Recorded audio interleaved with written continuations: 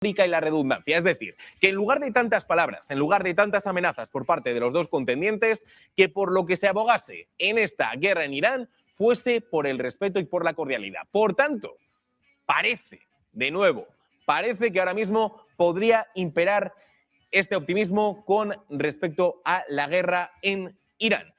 Y ahora mismo nos vamos a ir precisamente con nuestro siguiente invitado, que ya está con nosotros, que es Robert Valencia, analista político especializado en Estados Unidos. Robert, un placer que estés de nuevo con nosotros. El placer es mío. Buenas tardes desde Nueva York. Muchas gracias. Bueno, Robert, acabamos de hablar de ello. En las últimas horas hemos tenido 1001 cambios sobre qué iba a ocurrir una vez finalizase este plazo. Ahora mismo, y lo estoy diciendo con la boca más pequeña posible, ahora mismo parece que lo que impera es ese optimismo. Parece que el hecho de que fuera el máximo mandatario de Pakistán el que dijese, oye, vamos a prorrogar este plazo 2 semanas más, puede haber contentado a Irán por un lado y precisamente, porque sé que eres experto en Estados Unidos, podría servir a Donald Trump para precisamente al menos calmar un poco los ánimos. Pues yo quisiera también pensar con el deseo. Y no solamente es Pakistán quien está abogando para que haya un cese al fuego por aproximadamente 2 semanas hasta 45 días. También lo está haciendo Turquía y lo está haciendo Egipto. Y se habla de la creación de un corredor, patrocinado u organizado por las Naciones Unidas para que pueda transitar libremente la mercancía que se ha visto pues en vilo, hablando en términos de transporte, de su trasegar por el estrecho de Hormuz, y en el cual los Estados Unidos no ha hecho parte. Por ejemplo, Canadá y otros países de Europa, o por lo menos de la OTAN, pues están tratando de buscar negociaciones por su cuenta en las cuales no involucra a Donald Trump. Creo que eso es una señal clara de que el presidente pues ha actuado de manera tan errática que los aliados históricos de Estados Unidos pues no lo han tenido en cuenta. Obviamente, se espera que el presidente y las personas que lo rodean pues tomen una decisión más sensata, pero en vista de los tweets o de los mensajes que él ha puesto por su cuenta de redes sociales, de Truth Social, pues poco deja de desear. Es decir, estamos hablando de que si va a atacar la infraestructura civil, pues evidentemente estaríamos hablando de una violación de del derecho internacional, un crimen de guerra estipulado por el Estatuto de Roma y por la Convención de Ginebra, ambos en los cuales pues Estados Unidos es signatario de ambos tratados. O sea que me parece que estamos ante una situación bastante complicada en la cual algunas personas de la derecha han expresado su descontento, pero como siempre y cuando se trata de Donald Trump, pues los republicanos prefieren guardar silencio, a pesar de que esto les podrá implicar serios problemas a nivel político, como tú lo acabas de señalar, de cara a las elecciones de término medio en noviembre próximo. Pues precisamente a este frente, sabiendo que únicamente no tiene el potencial frente humanitario, sino también el frente político. Aguántame un segundo, Robert, porque quiero comentarte 2 reacciones que acabamos de tener, una por parte de Irán y otra por parte del Líbano. Vamos a empezar con Irán, porque Irán ahora mismo asegura que habría puesto sobre la mesa una vía razonable, atención, para poner fin a la guerra y mantiene que sigue abierto a negociar con Estados Unidos, aunque deja claro que no aceptará ultimátums. Teherán sostiene que si se alcanza un acuerdo de forma inminente o en el corto plazo, será, atención, únicamente si se respetan sus líneas rojas y condiciones básicas. Todo mientras Donald Trump, ya saben, que había elevado de nuevo la presión y había denunciado como totalmente ilegal el supuesto uso de civiles por parte de Irán como escudos humanos en torno a plantas energéticas. Por tanto, Irán, que pese a que durante toda esta tarde les hemos estado contando que se podría haber levantado de la mesa, podría estar abierta a negociar con Estados Unidos, pero rechaza ultimátums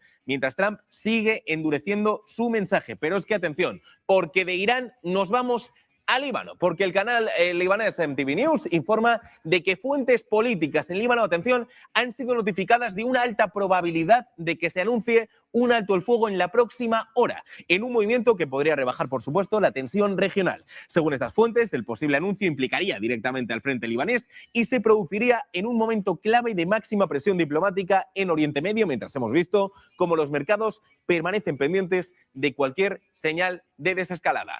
Si nos guiamos ahora mismo, por tanto, por estas fuentes libanesas, parece que en la próxima hora, en los próximos 60 minutos, tendríamos ese acuerdo para que al menos se anunciase ese alto el fuego, algo que además se correspondería con respecto a lo que nos decía Irán. Y Robert, pues, la actualidad no para de avanzar. Estamos hablando antes simplemente de que se ampliase ese plazo lanzado por Donald Trump. Hablamos ahora de un alto el fuego, lo cual imagino que por un lado te chocará, porque Irán no parecía dispuesta a un alto el fuego. Había dicho, o finalizamos esta guerra o aquí no hay pausa que valga. ¿Puede haber cambiado Irán de postura en estas últimas horas? Pues no, es muy posiblemente. Yo solamente puedo hablar desde la parte de Estados Unidos, que es la parte que, bueno, obviamente nos preocupa y que al final de cuentas fue la que inició esta guerra, aupado por Israel particularmente. O sea que yo creo que, bueno, obviamente nadie quiere que haya un conflicto, que haya una escalada de este conflicto de ninguna manera.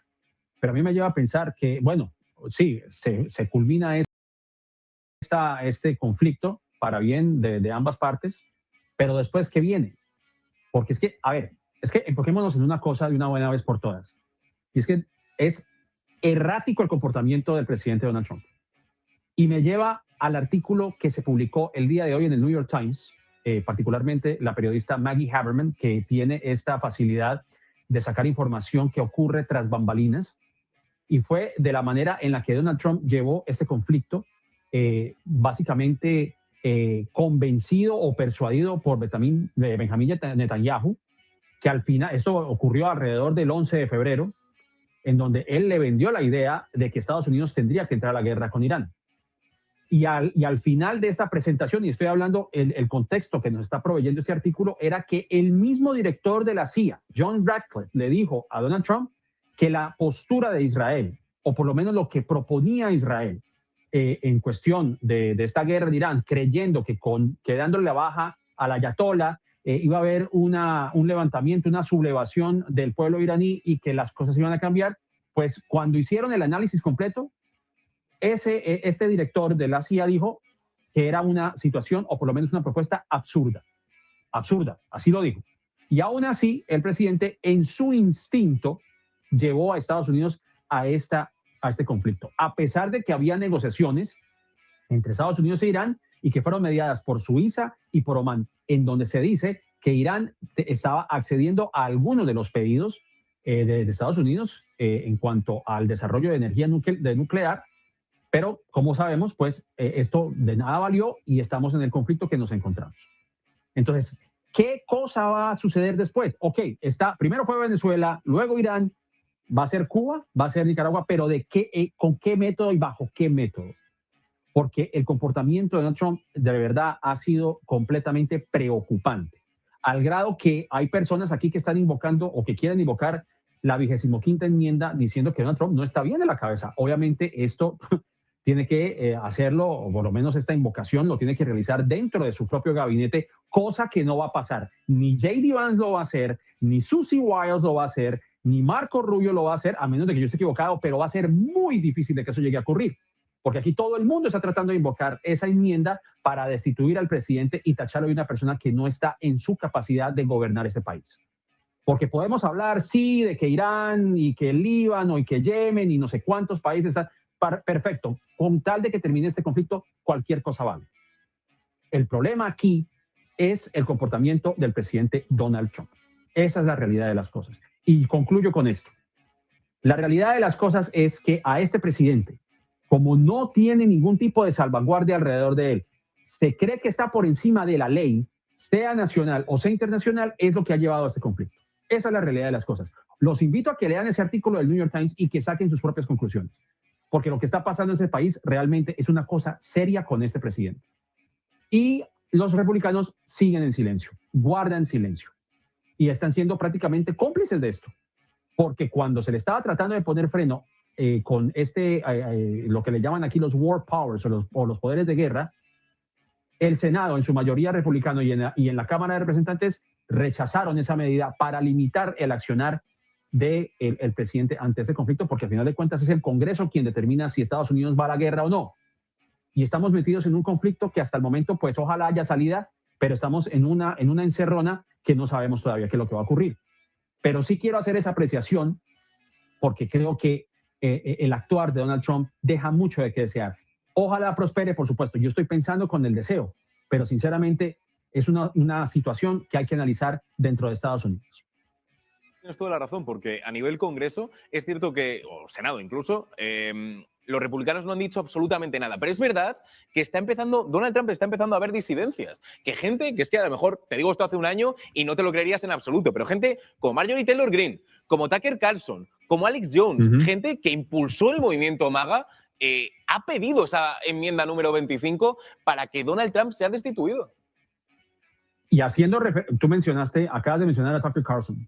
Justamente ese artículo al cual hago referencia, el New York Times, se señalaba que Tucker Carlson fue a la Casa Blanca. Tucker Carlson, que es una figura dentro de los medios conservadores en Estados Unidos y que ha sido un opositor a este conflicto y que ha tenido, bueno, de alguna manera utiliza ciertas tretas o ciertos tropos antisemitas, porque hay que decirlo, pero es una persona que ha estado opuesta a este conflicto. Y fue a la Casa Blanca y le dijo al presidente Donald Trump que le preocupaba que Estados Unidos entrase en un conflicto, una cosa que incluso el presidente Donald Trump había prometido en campaña, que Estados Unidos no iba a iniciar ningún tipo de conflicto.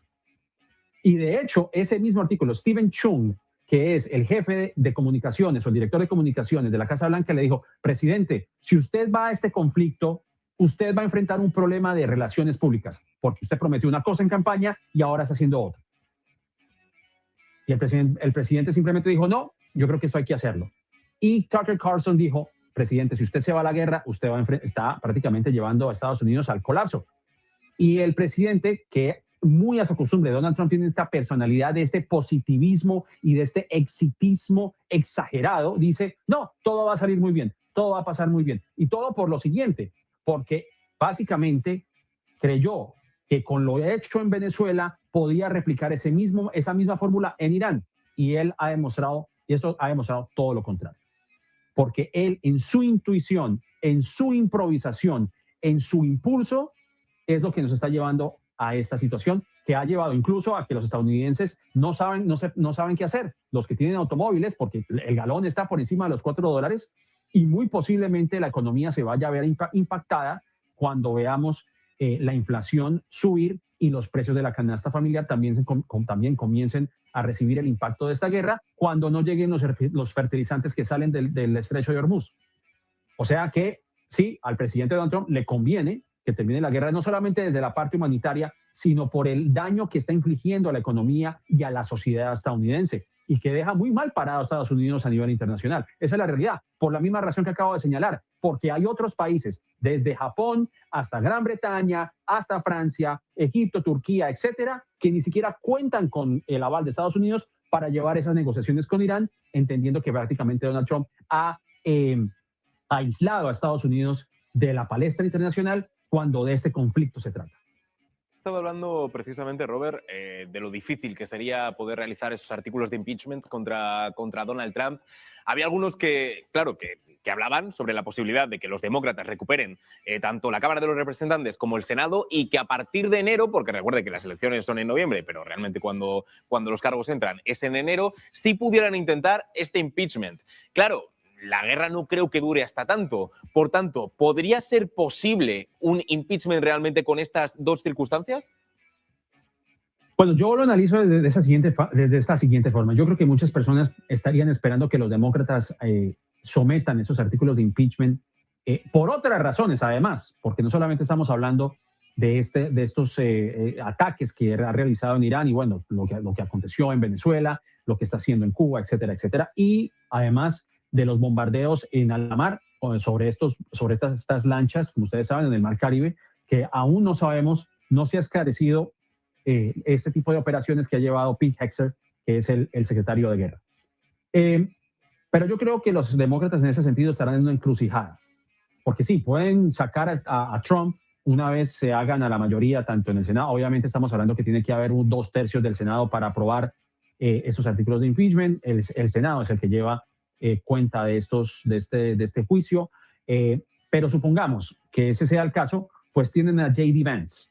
Yo creo que le ayudaría a J.D. Vance, de hecho, que pueda hacerse a la presidencia, porque hay que decirlo, J.D. Vance ha estado eclipsado en toda esta situación.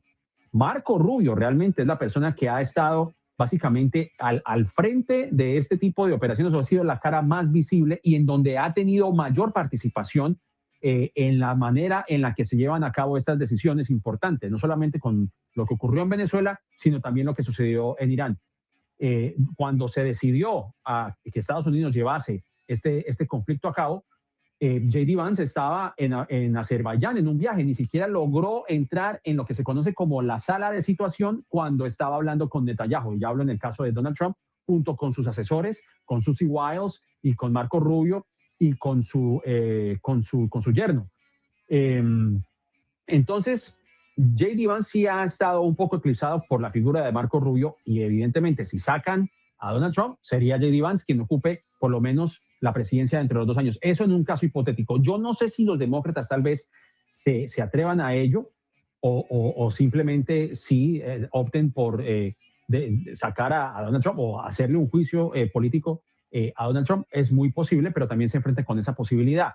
Y en estos momentos los demócratas tampoco no es un partido que tampoco tenga muchos adeptos, no se ve una cara visible como tal, no hay un Barack Obama, claro, se menciona a Gavin Newsom, se menciona a Alexandria Ocasio-Cortez, hasta el mismo Zoran Mamdani, que es el alcalde de Nueva York, pero no hay una figura prominente de la estatura de Barack Obama que le pueda hacer frente al movimiento MAGA. Pero también es muy cierto, y concluyo con esto, que Donald Trump, siendo la figura que es, pues yo no sé quién pueda tomar las riendas del movimiento MAGA. Muchos dicen que Marco Rubio, pero no tiene ese carisma, esa figura que gira, ese movimiento MAGA que gira en torno a Donald Trump, pues va a ser muy difícil. Esa es mi observación realmente. Muy posible le hagan un artículo de impeachment, pero está también esa figura como J.D. Vance, que yo creo que de alguna manera, como lo digo, hasta se vería beneficiado para poder tener una postura o una imagen más prominente del movimiento MAGA, pero que pues obviamente Donald Trump es la figura de ese movimiento MAGA y J.D. Vance no lo es.